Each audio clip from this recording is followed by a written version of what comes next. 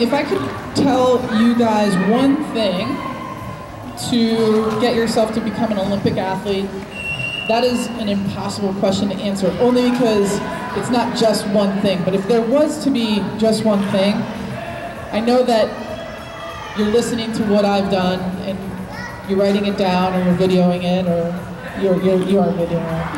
And you're gonna listen to the words that I say and take some pieces of advice that I give you. But the reality is you guys get to decide on how you hear it and how you intake it and what you will do with that advice for yourself. Every person that I've met that has success, whether it's in the national team or in business, they've figured it out on their own. They've found a way to make sure that they can have the best life possible. Because having a really successful life isn't easy. Otherwise, everybody would have one. It takes a lot of hard work, it takes a lot of sacrifice, it takes dedication, it takes work ethic. You know, don't ever let somebody tell you you can't do something. If you don't try, yeah, you're probably not going to be able to do much. But if you try and work hard at something and believe in it and love what you do, you have every chance that any of us on the national team have. It's just a matter of how you choose to take on information. It matters on how you choose to live your life. If you want to be a good person, if you want to listen to your teachers, if you want to listen to your parents. You know, so often we overlook how awesome our parents are. You know, my mom put on thousands of miles on the car. I'm really good at reading maps because back then there were no iPhones. So I know how to read a map because my mom, she had to sacrifice some of her life so that I could have success. So let's just for a moment, a brief moment in time, give our parents a nice round of applause for being so kind, getting you guys here. But the reality is you guys have it all. You guys have more power than you think. Your lives are all ahead of you. The choices you make, the things that you choose to do, will create who you are.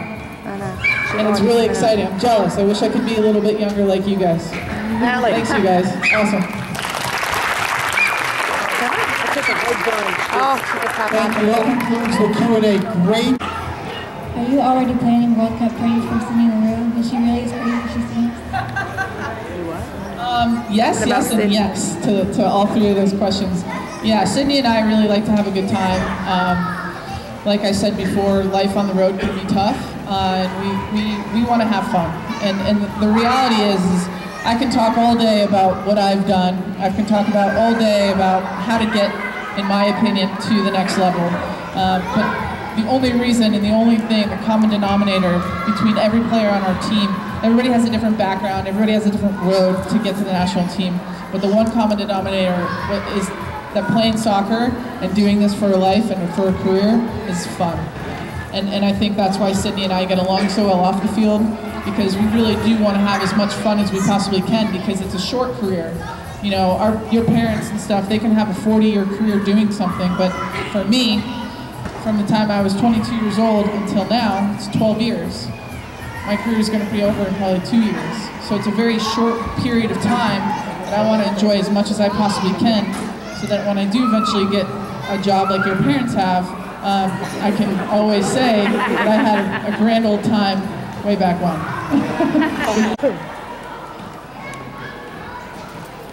What was your most memorable game and why? Most memorable game, I think in 2011 when we beat Brazil. Although we didn't win the World Cup, I feel like that was one of the most memorable moments in my career because of how much popularity that brought, not only the women's team, but the sport here in the United States.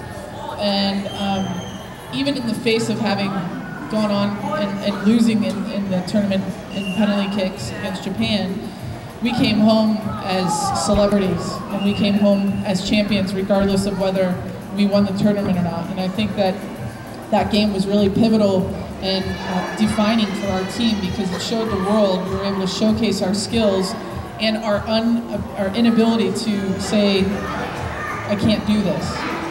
There were so many opportunities in that game against Brazil that we could have put our heads down and called it a day, but not one of us did.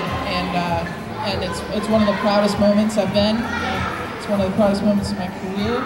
and to come home to a winning reception from the American people was made me feel proud to be an American. Good question. Who on the team is your best friend? Who on the team is my best friend? Well, I have a couple of really good friends. Christy Rampone is the captain. We played together the longest, and she's one of my best friends. Sydney Leroux, little shocker because she's a little bit younger than me, but we like to have a good time. We're always trying to play pranks on each other and make life interesting, because when you're on the road for 30 days straight, you know, life going into a hotel room, then going to a soccer field, and back into a hotel room, sometimes can get a little monotonous. And then on the field, I would say Alex Morgan and I play probably the best together. That's who my chemistry connection would be with. Great question. Do you ever have doubts about playing soccer in your future? Yes, I have doubts every single day. You know, people don't understand this about pro sports, but we're all one tackle away or one play away from getting a career-ending injury, and then my job basically I have to retire. You know, so every single day I have to work as hard as I possibly can to, number one, stay fit and healthy, and number two, to make sure that the younger players that are coming up don't take my position. So I am constantly trying out. Every time that we get called into camp, usually it's for a game later on that week, our coach decides on who to put on the roster and who to put in the starting lineup. I've been fortunate to have had a really long career, but in terms of doubt, I feel like that's also a confidence thing. I'm very confident in my abilities. I'm very confident in the things that I can do to contribute and help my team win games. And I think that you know, the coaching staff has made good choices by keeping me on the team. You think that too, right? Good question. Inspiration to start your career? So the inspiration to start my career was basically the fact that women's soccer, to become a women's soccer pro athlete, wasn't always the case. To have that opportunity after I graduated, I actually haven't graduated yet, but when I will, don't worry, I promise my mother I will. To have the opportunity to play pro sports hasn't always been the case. You know, when I was your guys' age, there was no pro women's soccer. And so I had the chance to go play, and I got drafted to play on the Washington Freedom in 2002. And my teammate was Mia Hamm. Have you guys ever heard of Mia Hamm? Yeah. I actually got drafted number 2. Most people want to be drafted first, because it's like kind of a cool honor. But I got drafted number 2, and thankfully I was drafted number 2 because I got to go play under her, learn from her, and you know, I think at the time I was just so happy to be able to play soccer, and only soccer, and earn a living doing it. Not many people get to say that they can do that.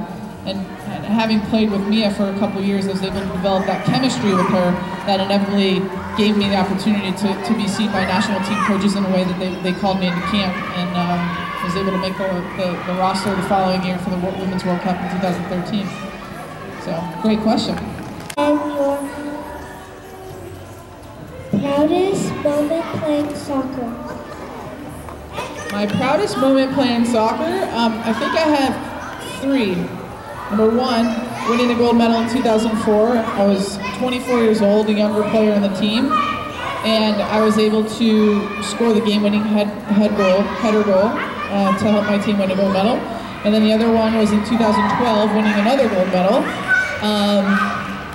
And then the other one was in 2011, when I scored the game-winning goal against Brazil in the Women's World Cup in 2011. Did you guys see that goal? Yes. It's pretty cool. It's ridiculous. I don't know how that happened. It was mind-blowing. But great question, Amelia. For a game? I would say I'm more of a game player than I am a practice player. You know, I've been through thousands and thousands of practices, and the whole reason why you practice and you run and you're fit and you eat well and you shoot and you head is so that you can go out to the field when it comes game time and display the things that you've worked on. So I think that for me, the motivation comes from all the hard work that leads into a game. And also, I'm very, very competitive. I do not like to lose. And so that's also a contributing factor to the motivation for me to be at my best so I can help my team win games. Great question. What do you think contributed most to your success as a youth player and moving forward?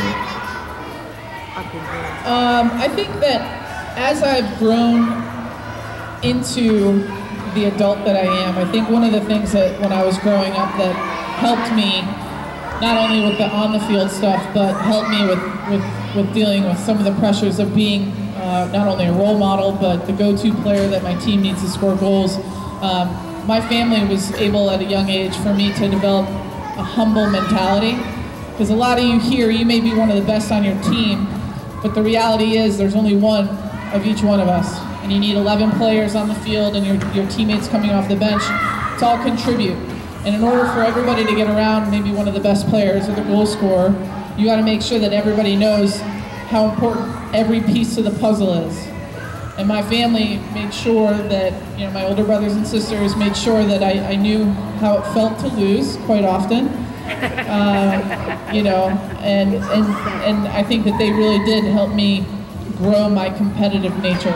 I've said it a lot, but I feel like I've been on a team my whole life because I was born, you know, I'm the youngest of 7, and there was 9 of us always around, and trying to compete for talk time and all that stuff. So I really did learn from a very young age to be humble, and that's something that I've kind of taken on throughout the rest of my career. Thank you for that, yeah. Have you ever dealt with a mean coach? How did you handle it? This is a good question, and I think that it's a perspective difference. I've always had coaches that have been honest with me, and sometimes it's hard to get critical information told to you by coach, and I understand that sometimes it can hurt your feelings or they make you feel a little isolated, but the reality is the more information, the better.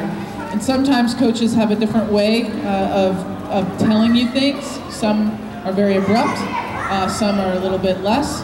And I had a coach in high school who, she didn't necessarily know everything about soccer, but she wanted us to be good people. So she was, in some ways, mean, but she really, her standard of who we not only should be as soccer players, but off the field as people was very high. And if we were ever to be, you know, laughing or joking around, she would make us run, which was not fun. But I think what I learned the most from her was that the life lessons that go on with being a person. You know, I can be a great soccer player. I've proven to be able to do that. But my challenge to all of you is don't try to just be a good soccer player. You have to be a good person. And the character and the things that you learn throughout life, yeah, that's huge. The things you learn throughout life, you can learn so much on the field, but putting that into your daily life, learning the valuable lessons of teamwork, sacrifice, work ethic, all the things that you can learn on the field will really make you a better person and increase your character. And by character, I mean, in the face of tough times, if you get injured, something happens in your family that things aren't going so well, who are you in the face of tough times? And the reality is you can always make a good choice about no matter what circumstance comes your way. So, great question, great question. Why did you change numbers from 14 to 20? Thank you. Good question. Yeah, this is a really interesting answer, but the reality is, for the Olympics, the roster is only 1 through 18. So they don't offer number 20 during the Olympics, unfortunately. So back in 2004, my number was 16, and then in 2008, before I got injured, it was going to be 12. In 2012, it was 14, so I don't know what number I'm going to be for the next Olympics, but be sure that I will be number 20 for this Women's World Cup. Good question.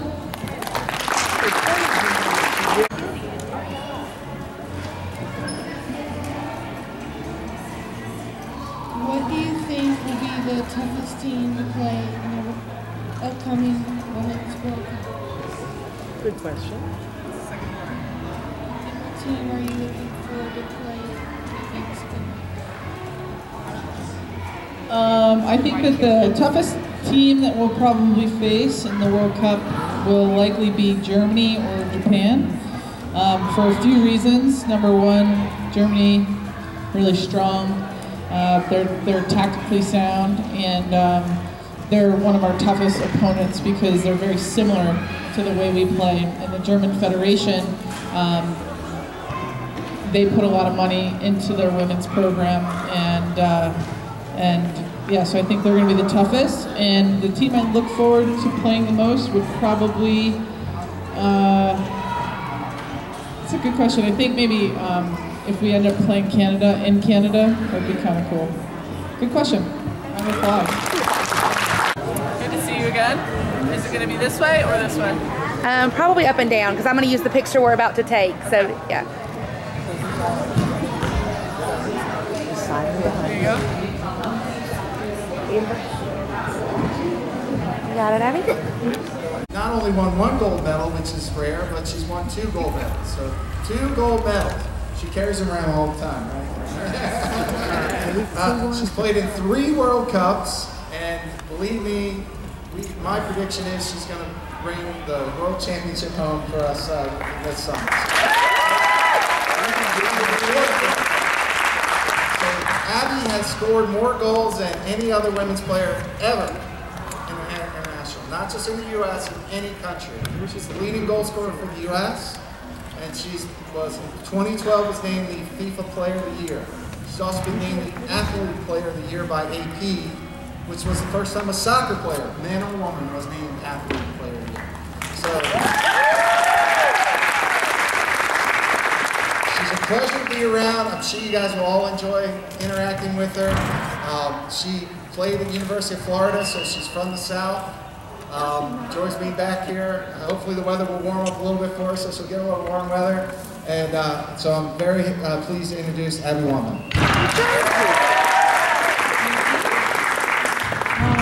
You know, these are really special events for me because it's very often where a parent can pay for their kid, but you guys took it upon yourself, or you used your parents' Facebook pages to help with the fundraising here so that it could support Georgia soccer and give other people opportunities that maybe you already have.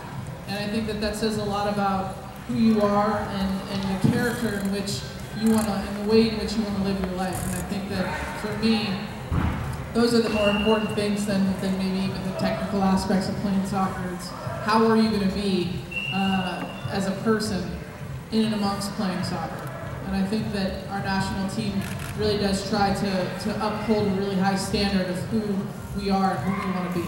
And you know, I'm really excited to meet you all. I'm excited to get you guys an autograph and a picture. And of course, Chipotle. Very excited about Chipotle. I don't know if you guys know this, but I am a huge Chipotle fan. And then of course, to play soccer with you guys. I'm very excited. Do not tackle me, I'm not going to be wearing shin guards. Good to have you guys here. We'll see you in a little bit. Bye.